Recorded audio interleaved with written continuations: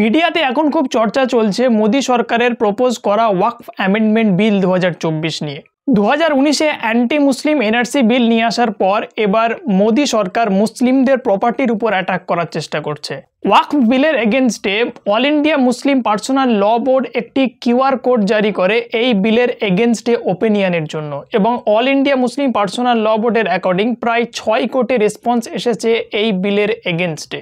কিন্তু ওয়াকফ বিলটা আসলে কি এবং কি ধরনের অ্যামেন্ডমেন্ট করা হয়েছে যাতে ওয়াকফ প্রপার্টি আসলেই রিস্কে পড়তে পারে, সেগুলোই আজকে আলোচনা করব। ওয়াকফ হলো মুসলিম অ্যাক্ট অনুযায়ী মুভেবল অর ইমুভেবল প্রপার্টিকে চ্যারিটেবল ধর্মীয় কাজের জন্য উৎসর্গ করে দেওয়া। এটা ফোকাস করে যারা নিডি তাদেরকে এই প্রপার্টি থেকে কিভাবে বেনিফিট দেওয়া যায়, এবং ইন্ডিয়াতে 1954-এর ওয়াকফ অ্যাক্ট এই সিস্টেমকে প্রোটেক্ট করে। ওয়াকফ প্রপার্টিকে পাবলিক চ্যারিটেবল কাজে যেমন ব্যবহার করা যায়, তেমন সেটাকে কোনো ইন্ডিভিজুয়ালের পার্সোনাল ডিসেন্ডেন্টসের জন্য ব্যবহার করা যেতে পারে, তবে এক্ষেত্রে শর্ত হলো তাকে পার্সোনালি ওয়াকফ করতে হবে। ওয়াকফ প্রপার্টিকে একবার ওয়াকফ করে দিলে সেখান থেকে আর তাকে ট্রান্সফার করা যাবে না, সেটা পারপেচুয়াল হয়ে যাবে, এবং তার থেকে যে ইনকাম হবে সেটা ন্যাচারালি মুসলিমদের বেনিফিটের জন্য ব্যবহার করা হয়। ইন্ডিয়াতে ওয়াকফ বোর্ডের অ্যাকর্ডিং রেলওয়ে এবং ডিফেন্স ডিপার্টমেন্টের পর ওয়াকফ বোর্ড ইন্ডিয়াতে থার্ড লার্জেস্ট ল্যান্ড হোল্ডার। প্রায় 8,72,292টা ওয়াকফ প্রপার্টি ছড়িয়ে আছে 8 লাখ একর জায়গা জুড়ে, এবং প্রায় 200 কোটি টাকা রেভিনিউ জেনারেট করে এই ওয়াকফ প্রপার্টিগুলো। ভারতে এই ওয়াকফ প্র্যাকটিস শুরু হয় মূলত মুঘলদের সময় থেকে, পার্টিকুলারলি ফিরোজ শাহ তুগলকের আমলে প্রথম ওয়াকফ ইনিশিয়েটিভ নেওয়া হয়। ফার্দার এটাকে রিফাইনমেন্ট করা হয় শেরশাহ সুরির আমলে। ভারতে ব্রিটিশ কলোনিয়াল সময়ে স্বাধীনতা সংগ্রামের সময়ও এই সিস্টেম জারি ছিল।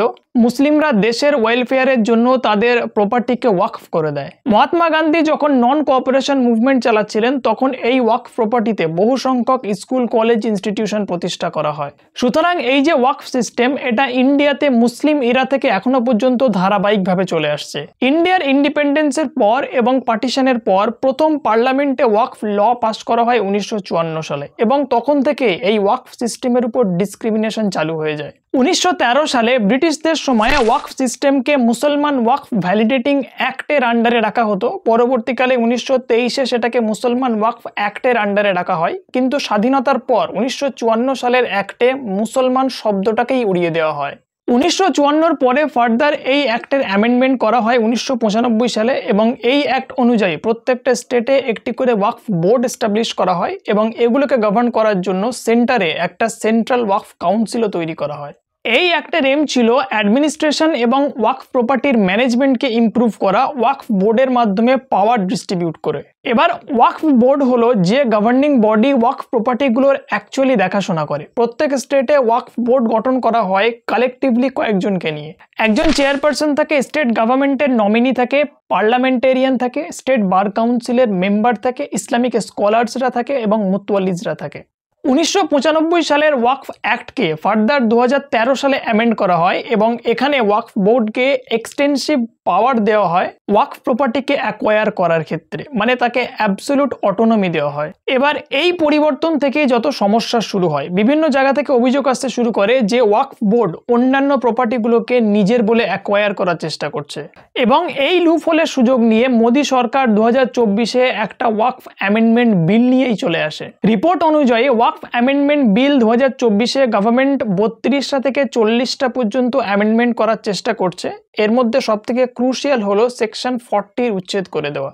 আসলে ভারতে ব্রিটিশ কলোনিয়াল সময়ে এবং পার্টিশনের পর অনেক মুসলিম এমন আছে যারা মৌখিকভাবে ওরাল এগ্রিমেন্টের মাধ্যমে তাদের প্রপার্টিকে ওয়াকফ করে দিয়েছে, মানে এমন বলে দিয়েছে যে এই প্রপার্টিটা ওয়াকফ করে দেওয়া হলো, এবং ইসলামিক ল অনুযায়ী এক্ষেত্রে ওয়াকফ গ্র্যান্ট হয়ে যাবে। এবার এটাকে সামনে রেখে ওয়াকফ অ্যাক্ট 1995-এর সেকশন 40 ওয়াকফ বোর্ডকে এম্পাওয়ার করে যে কোনো প্রপার্টিকে লিগালি তাদের প্রপার্টি বলে অ্যাকোয়ার করার বা তাদের প্রপার্টি বলে ক্লেম করার। মানে আনরিকগনাইজড ওয়াকফ প্রপার্টিগুলো যেগুলোকে ওরাল এগ্রিমেন্ট বা অন্যান্যভাবে ওয়াকফ করা হয়েছে, এবং বর্তমানে সেগুলোতে অন্যান্য কোনো পাওয়ার জবরদখল করে বসে আছে, তো 1995-এর অ্যাক্ট অনুযায়ী ওয়াকফ বোর্ডের সম্পূর্ণ অধিকার আছে সেই প্রপার্টিগুলোকে রিস্টোর করার। নতুন ওয়াকফ বিলে 1995 অ্যাক্টের সেকশন 40কে এলিমিনেট করে দেওয়া হয়েছে। মানে এবার ওয়াকফ বোর্ড আর কোনো প্রপার্টিকে নিজের বলে দাবি করতেই পারবে না। ওয়াকফ বোর্ডের জায়গায় এখানে ডিস্ট্রিক্ট কালেক্টরকে আরবিট্রেটর হিসেবে রাখা হয়েছে, যে সে ঠিক করবে আসলে কোনো প্রপার্টি ওয়াকফ বোর্ডের নাকি ওয়াকফ বোর্ডের নয়। কোনো গভর্নমেন্ট প্রপার্টির ক্ষেত্রে ডিএম মধ্যস্থতাকারী হবে সেই প্রপার্টির ওনারশিপ ডিসাইড করার, এবং এক্ষেত্রে ডিএম এর যে ডিসিশন সেই ডিসিশনই ফাইনাল ডিসিশন হবে। এবার ডিস্ট্রিক্ট কালেক্টর যারা, তাদেরকে গভর্নমেন্টের আন্ডারে কাজ করতে হয়। তো অ্যাকচুয়াল ওয়াকফের যে প্রপার্টি, সে প্রপার্টিগুলো ওয়াকফ বোর্ড পাবে কিনা সেটা সন্দেহের, কেননা ওয়াকফ বোর্ডের যে অটোনমি, সেই অটোনমিকে এখানে কাটেল করা হয়েছে। সরকার যে ওয়াকফ প্রপার্টির উপর ইল্লিগালি দখল করেনি এমন নজির কিন্তু নেই, বরং প্রাইভেট ইন্ডিভিজুয়ালের মতো ওয়াকফ প্রপার্টি এনক্রোচমেন্টের ক্ষেত্রেও সরকারের নামেও অ্যাকুইজিশন এসেছে। এখন এটা কোশ্চেনেবল একটা বিষয় যে ওয়াকফ বোর্ডের অটোনমিকে কমিয়ে ডিএম কে পাওয়ার দেওয়া হচ্ছে, তো সেটা ইন্ডিপেন্ডেন্টলি কতটা ফাংশন করবে।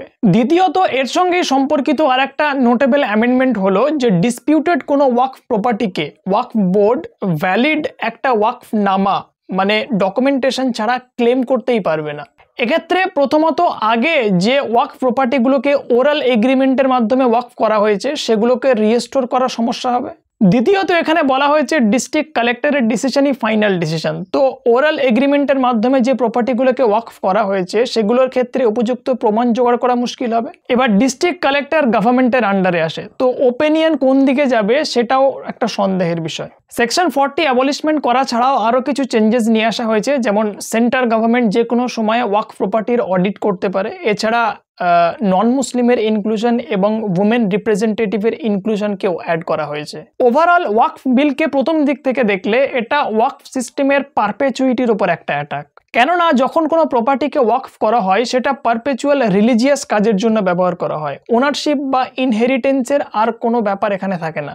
এবার নিউ অ্যামেন্ডমেন্টের মাধ্যমে ওনারশিপ এবং ইনহেরিটেন্সের ব্যাপারকে ফ্রেমওয়ার্কের মধ্যে ঢোকানো হয়েছে, যেটা ওয়াকফ সিস্টেমের ফান্ডামেন্টাল প্রিন্সিপালের সঙ্গে কন্ট্রাডিক্ট করে। অন্যদিকে এটা কনস্টিটিউশনাল রাইটকে ইম্প্যাক্ট করে, কেননা ওয়াকফ সিস্টেম রিলিজিয়াস প্র্যাকটিসের মধ্যে পড়ে। যদি কোনো লেজিসলেটিভ চেঞ্জেস রিলিজিয়াস প্র্যাকটিসকে ইম্প্যাক্ট করে তাহলে সেটা কনস্টিটিউশনাল রাইটকেও ভায়োলেট করে। ফাইনালি বর্তমানে ওয়াকফ কেসটা জয়েন্ট পার্লামেন্টারি কমিটির কাছে আছে এবং তারা ন্যাশন ওয়াইড ডিসকাশন হোল্ড করছে এই ওয়াকফ বিলের ওপর, এবং তারাই ফাইনালি ডিসাইড করবে যে এই বিলটা পাস করা যাবে কি যাবে না। তো আজকের ভিডিও এখানেই শেষ করছি। ওয়াকফ বিল নিয়ে একটা শর্ট আপডেট ছিল, নেক্সট কথা বলবো নতুন কোনো ভিডিওতে।